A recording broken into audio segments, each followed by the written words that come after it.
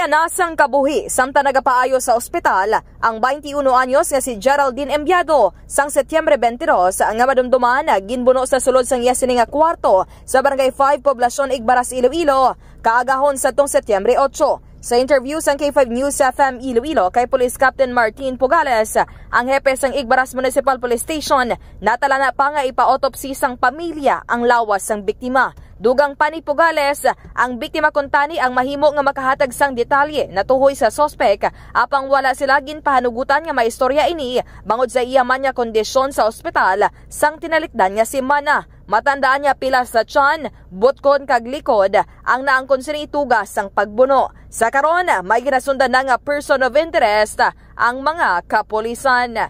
Yari ang kabahin sang pahayag ni Police Captain Martin Pugales.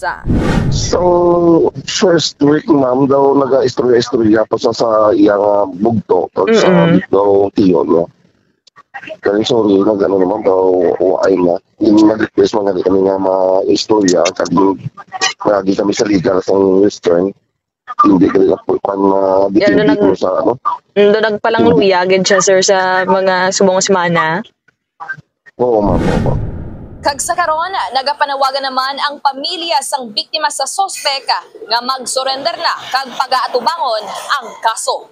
Report nagikan sa Igbaras, Iloilo. Ini si K5 Kimon Tanyo Kaluyo para sa Kampiyon nga Balita, Serbisyo Publiko. Kagalingawan sa Iloilo, K5 News FM. Ang ining balita ang ginadulong sa inyo sang DTX Coffee Mix. Himo sa natural nga sangka pareho sang amarkuso, chia seeds, the sugared cane extract powder. DTX Coffee Mix. Nakakapi ka na, naka-detox ka pa. DTX Coffee Mix. Mabakal sa mga butika.